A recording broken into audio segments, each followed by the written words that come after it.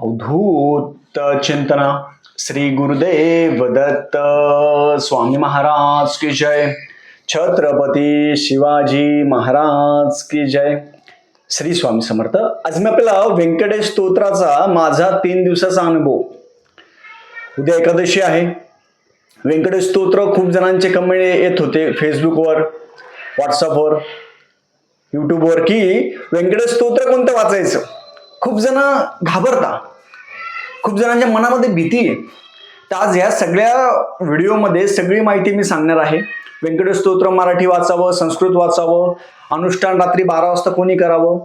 खूप जणांनी असं विचारलं की गुरुजी तुम्ही केलं का अनुष्ठान. बालाजी महाराजांच्या कृपेने खूप अनुष्ठान झालेले, बालाजी महाराजांनी करून घेतले. आपण शून्य आहे. काही अनुष्ठान 2 दिवस अनुष्ठान केलं, तिसऱ्या दिवशी झोप लागली, मग काय करायचं असं पण झालेलं आहे. ह्या सगळ्या गोष्टी होत असतात. अनुष्ठान कोणी करावं, कसं करावं, पूजा मांडणी, खूप जणांच्या खूप मनात प्रश्न असतात आणि प्रत्येकाला मी कमेंटमध्ये उत्तर नाही देऊ शकत. तर हा व्हिडिओ सगळ्यांनी बघावा. याच्यामध्ये मी माझा अनुभव पण सांगणार आहे, सगळ्या गोष्टी सांगणार आहे. फक्त काही वेळ काढून बघावा, आपल्या सगळे गोष्टी क्लिअर होतील. आपल्या व्यंकटरमणा गोविंदा गोविंदा. पूजा मांडणी कशी करायची. सगळ्यात पहिले हे अनुष्ठान कोण करू शकतो. हे अनुष्ठान करायला जात पात धर्म पंथ लिंग असं काहीच नाही. व्यंकटेश स्तोत्र अनुष्ठान बालाजी महाराजांचं आहे, तिरुपती बालाजी महाराज. हे अनुष्ठान कोणीही करू शकतं. फक्त हे अनुष्ठान पहिले 21 दिवसाचं करायचे. खूप जण बघा, सगळेजण सांगायचे 21 दिवस करा, पण 21 दिवसामध्ये ब्रह्मचर्याचं पालन होत नाही, 21 दिवसामध्ये नियमाचं पालन होत नाही. ज्यांचं होत असेल ते ग्रेट आहे, पण आपण संसारी माणूस आहे म्हणून 21 दिवस रात्री 12 वाजता जागणं, आपल्याला जॉब असेल, बिझनेस असेल, या सगळ्या गोष्टी आहे. प्रपंच करून परमार्थ करायचा आहे. त्याच्यामुळे 21 दिवस शक्य नाहीये. म्हणून मग 3 दिवसीय व्यंकटेश स्तोत्र अनुष्ठान तुम्ही करू शकता. महिला असेल, पुरुष असेल, कोणीही करू शकतं. जात पात धर्म पंथाचा असं काही प्रॉब्लेम नाही. ही गोष्ट क्लिअर झाली. आता सगळ्यात महत्वाचं म्हणजे व्यंकटेश स्तोत्र मराठी वाचायचं का संस्कृत वाचायचं. मराठीमध्ये सगळ्यांनी एक लक्षात घ्या, मराठी व्यंकटेश स्तोत्र हे 108 ओवी लक्षात ठेवा. ओवी.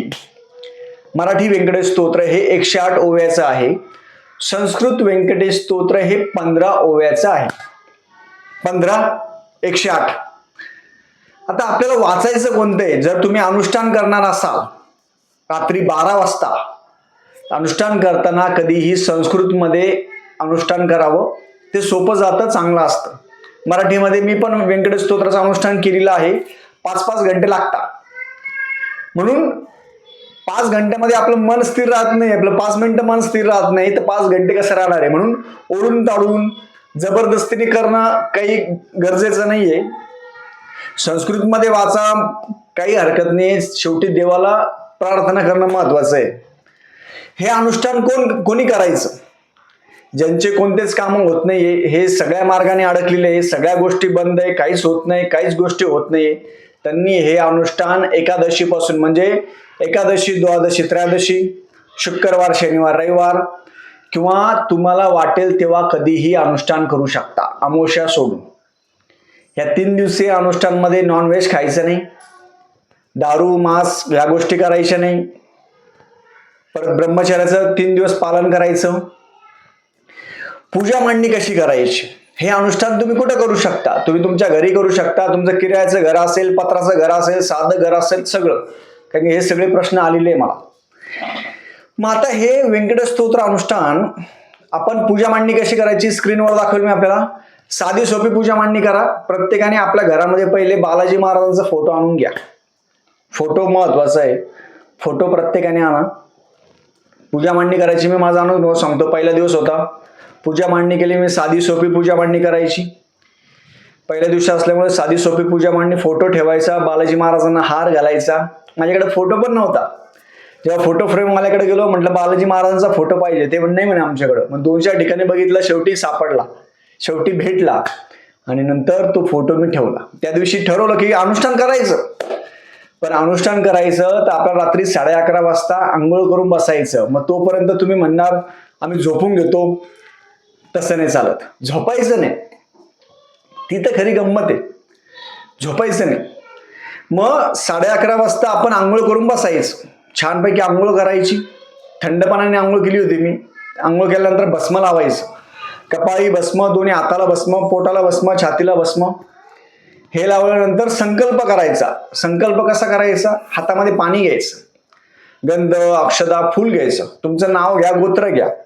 गोत्र माहीत नसेल काश्यप गोत्र घ्या.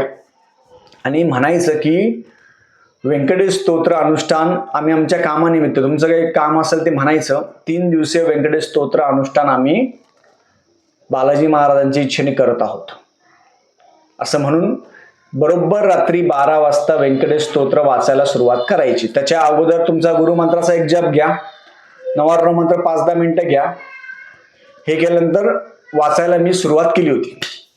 आता व्यंकटेश स्तोत्र वाचताना कसं वाचायचं? सवळं कोणतं घालायचं? सवळं घालून करायचं. तुम्ही म्हणणार मग गाऊनवर करणार, ड्रेसवर करणार? नाही. साडीवर, महिला असेल साडीवर करायचं, पुरुष असेल त्यांनी सवळं घाला, धोतर घाला, सवळं घाला, पंचा घाला, तुम्हाला जे वाटेल सवळं घाला. हे घालून करायचं. महिलांनी पण साडी घालावी आणि वाचन मोठ्याने करायचं. व्यंकटेश स्तोत्र संस्कृत वाचायचं आहे आपल्याला, हे लक्षात ठेवा. संस्कृतमध्ये मग वाचताना असं म्हणायचं, व्यंकटेशो वासुदेवः प्रद्युम्नो मितविक्रमः संकर्षणो अनिरुद्ध च शेषादि प्रतिरेव च जनार्दन पद्मनाभो व्यंकटा चलवासिना. असं प्रत्येक शब्दाना शब्द म्हणायचा. 21 कॉईन आहे. कॉईन एका डिशमध्ये ठेवून द्यायचे. एक वाचताना एक कॉईन हातामध्ये घ्यायचा आणि वाचन करायचं. हे कितव्या ओवीपर्यंत करायचं? 8व्या ओवीपर्यंत. 15 ओव्या आहे टोटल संस्कृतमध्ये. आपल्याला 20 वेळा 8व्या ओवीपर्यंत वाचायचं आहे. आणि जेव्हा संपेल 21 वेळा तेव्हा पूर्ण 15 ओव्या वाचायचा आहे. म्हणजे सर्वदेवेक शरणम, सर्वदेवेक देवतम, सर्वदेव शिखामणी इथपर्यंत आपल्याला 20 वेळा वाचायचं. म्हणजे 20 कॉईन आहे. 20 वेळा 8व्या ओवीपर्यंत वाचायचं आपल्याला. पुस्तक हातामध्ये घेऊन वाचायचं. कधी लक्षात घ्या, पुस्तक विकत घेऊन टाका. पहिले फोटो आणि पुस्तक. 20 वेळा 8व्या ओवीपर्यंत, 21 वेळा पूर्ण व्यंकटेश स्तोत्र वाचायचं. वाचन करत असताना तुपाचा दिवा, तेलाचा दिवा लावा. वाचन करताना पूर्व पश्चिम बसा. आपल्या देवघराजवळ पूजा मांडणी केली तरी साधी सोपी पूजा मांडणी करायची. 3 दिवस पूजा मांडणी हलवायची नाही. 3 दिवस कोणाच्या घरचं खायचं नाही. 3 दिवसामध्ये मन शांत ठेवायचं. ब्रह्मचर्याचं पालन असेल, गादीवर झोपायला चालेल, काही हरकत नाहीये. ब्रह्मचर्याचं पालन असेल, दारू या गोष्टी करायच्या नाही. असा माझा पहिला दिवस झाला. झाल्यानंतर खिडक्या वाजत नाही, दारं वाजत नाही, काही नाही, काहीच वाजत नाही. युट्यूबवर तुम्ही बघा, श्रीकेतन कुलकर्णी लाईव्ह मध्ये आपले व्यंकटेश स्तोत्राचे अनुष्ठान आपण घेतलेले.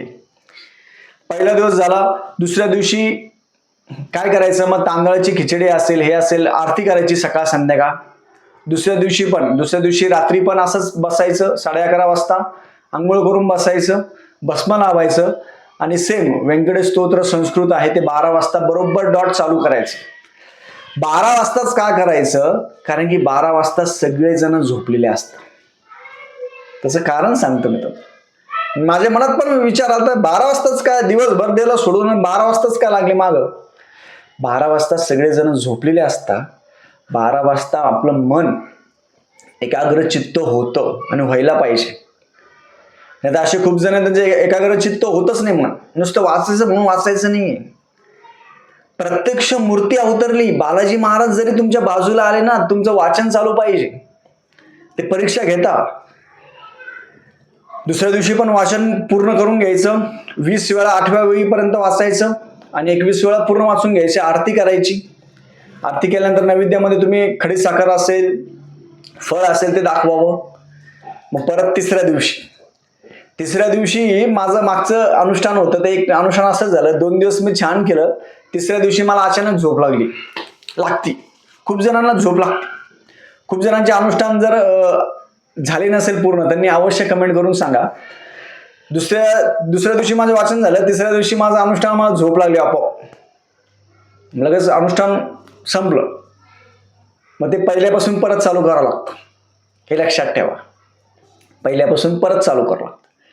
आता हे अनुष्ठान तिसऱ्या दिवशी आपलं वाचन झालं. तिसऱ्या दिवशी पण 11:30 वाजता आंघोळ करून बसायचं. भस्म लावायचं, तुपाचा दिवा, तेलाचा दिवा असेल ते लावायचं, पूजा मांडणी उचलायची नाही 3 दिवस. वाचन करायचं मोठ्याने. वाचन केल्यानंतर एक 40-45 मिनिटात वाचन होतं आणि वाचन केल्यानंतर जे 21 कॉईन आहे ते तसेच ठेवायचे. चौथ्या दिवशी त्याचं उद्यापन करायचं. उद्यापन करताना काय करायचं आपण, उद्यापन करताना तांदळाची खिचडी असेल, खडी साखर असेल ते समोर ठेवायचं. चौथ्या दिवशी ब्राह्मणाला शिदा दक्षिणा वस्त्र द्यावं आणि आरती करायची. असं आपलं 3 दिवसीय व्यंकटेश स्तोत्राचं अनुष्ठान आपलं पूर्ण होतं. हे अनुष्ठान रात्री 12 वाजता खिडक्या वाजत नाही, दारं वाजत नाही, साप येत नाही, असा काहीच विषय नाही आहे. खूप जण म्हणता मग घरचे दरवाजे उघडे करायचे का? काही गरज नाही आहे. मेन डोर बंद ठेवावा, लाईट लावा फक्त, बस. घरामध्ये वाचन करताना दुसऱ्यांना आपल्या बाजूला बसवायची गरज आहे का? काही गरज नाही. खूप जण काय करतात, स्वतः वाचतात, दुसऱ्यांना कसं डिस्टर्ब करतात, त्यांची कशाला झोप मोड करतात. परत हे अनुष्ठान बॅचलर मुलं मुली करू शकता का? सगळेजण करू शकता, काही हरकत नाही. तुम्ही करून बघा. आयुष्यात एकदा तरी व्यंकटेश स्तोत्र अनुष्ठान रात्री 12 वाजता करून बघा. तुम्ही स्वतः अनुभव घ्या. पण तुम्हाला जो अनुभव येईल तो खतरनाक अनुभव असणार आहे, खूप छान. आणि काही काही जण म्हणणार, दादा आम्हाला काही नको, आम्हाला पैसा नको, हे नको, ते नको, काही नाही. तुम्ही फक्त समाधानासाठी, मानसिक समाधानासाठी व्यंकटेश स्तोत्राचं अनुष्ठान रात्री 12 वाजता करा. पण ते करायच्या अगोदर 1 महिना रोज संस्कृतमध्ये व्यंकटेश स्तोत्र आहे ते सकाळ किंवा संध्याकाळ वाचायची प्रॅक्टिस करा. कारण की तुम्ही प्रॅक्टिस जर केली तर रात्री 12 वाजता तुम्ही वाचू शकता. 1 महिना अगोदर म्हणतोय मी. 1 महिना अगोदर रोज सकाळ संध्याकाळ 3-3 वेळा वाचायचं. सकाळ संध्याकाळ, सकाळी कधी वाचा, रात्री कधी वाचा. व्यंकटेश स्तोत्र अनुष्ठान केल्यानंतर आपण 1.25 महिन्यात रोज नंतर पण रोज व्यंकटेश स्तोत्र सकाळ संध्याकाळ वाचायचं. हे लक्षात ठेवा. एकादशीचे आणि 3 दिवसीय व्यंकटेश स्तोत्र करू शकतो त्या पद्धतीने 1 दिवसाचं पण व्यंकटेश स्तोत्र अनुष्ठान आपण करू शकतो. आपल्या घरी 1 दिवसाचं करायचं, 1 दिवसात सेम 11:30 वाजता आंघोळ करून बसायचं. आपला गुरुमंत्राचा जप, आपल्या देवींचा जप, कुलदेवताचा जप संकल्प करून 1 दिवसीय व्यंकटेश स्तोत्र अनुष्ठान पठण करतोय असं म्हणून वाचन करायला बसायचं. हे लक्षात घ्या की व्यंकटेश स्तोत्र हे अनुष्ठान हे रात्री करण्यामध्ये एवढी ताकद आहे की खूप जणांना वाटतं, भीती वाटते ना. खूप जणांनी काय केलं, भाऊ करून ठेवलाय, खूप घाबरून ठेवलंय की हे असं होतं तसं होतं. असं काहीच नाही होत. अधिक मासामध्ये तुम्ही रात्री 12 वाजता अवश्य करून बघा. तुमचा अनुभव तुम्ही स्वतः घ्या. याला 1 रुपयाचा खर्च नाहीये, काहीच नाहीये. पठण करणं महत्वाचं आहे, वाचन करणं महत्वाचं आहे आणि बालाजी महाराजांच्या प्रती आपली श्रद्धा आणि निष्ठा ठेवणं महत्वाचं आहे. बाकी काही नाही. खूप मोठा खर्च आहे का? नाही, काहीच नाही. 1 रुपया खर्च नाही. आपण आपला स्वतः वाचा, स्वतः वाचन करा. स्वतः आता काही जण रात्री 2-2 वाजेपर्यंत जागे असतात मोबाईल पाहत. ते करण्यापेक्षा तुम्ही व्यंकटेश स्तोत्र अनुष्ठान वाचन करावं. वाचन करा. पुस्तक हातामध्ये घेऊन वाचा. संस्कृतमध्ये वाचा. मराठीमध्ये वाचायला 5 घंटे लागतात. तेवढं मन आपलं स्थिर राहत नाही. म्हणून आपण फक्त संस्कृतमध्ये वाचावं आणि मनामध्ये कोणतेही किंतु पंतु ठेवायचे नाही. 3 दिवस पूजा तशीच ठेवायची. 3 दिवस आपण तिथं जर नारळ ठेवला असेल तर फोडून प्रसाद म्हणून खाऊन घ्यायचं. चौथ्या दिवशी ती पूजा उचलून घ्यायची. तांदूळ असेल, पाणी असेल, पाणी घरामध्ये टाकून द्यायचं सगळीकडं. प्रसाद सगळीकडं सगळ्यांनी घ्यायचा प्रसाद. आणि हे अनुष्ठान तुम्ही महिन्यातून किती वेळा करू शकता, काही बंधन नाही. तुम्ही सकाळी करा, म्हणजे हे अनुष्ठान आहे ते तुम्ही 3 दिवसीय करू शकता, 1 दिवसीय करू शकता, काही हरकत नाही, काही नाही. त्याला कधी महिन्यातून कधी करायचं असतं, एकादशी, द्वादशी, त्रयोदशी, हे झाले 3. तुम्ही कधीही करू शकता. अमावस्या सोडून कधीही करा, काही हरकत नाही, काही हरकत नाही. आणि मनातून पहिले भीती दूर करा. हे खूप लोकांच्या मनात भीती आहे ना, ही भीतीच मला दूर करायची आहे. दुसरं काहीच विषय नाही, दुसरं काहीच नाही. व्यंकटेश स्तोत्राबद्दल जनजागृती करायची. आणि व्यंकटेश स्तोत्र म्हटलं की रात्री 12 वाजता, हेच लोकांच्या डोक्यामध्ये बसलेलं आहे. हे डोक्यामधून मला त्यांचं काढायचं आहे. म्हणून तुम्ही मनामध्ये कोणत्याही किंतु परंतु आणू नका. प्रत्येकाने 3 दिवसीय व्यंकटेश स्तोत्र अनुष्ठान करावं. अनुष्ठान केल्यानंतर अवश्य कमेंट करून मला सांगावं की तुम्हाला कोणत्या प्रकारचा कसा अनुभव आला, तुम्हाला भीती वाटली, काय वाटलं, हे प्रत्येकाने मला कमेंट करून सांगावं. झालेली सेवा मी बालाजी महाराजांच्या रुजू करतो. श्री स्वामी समर्थ. व्यंकटरमणा गोविंदा गोविंदा.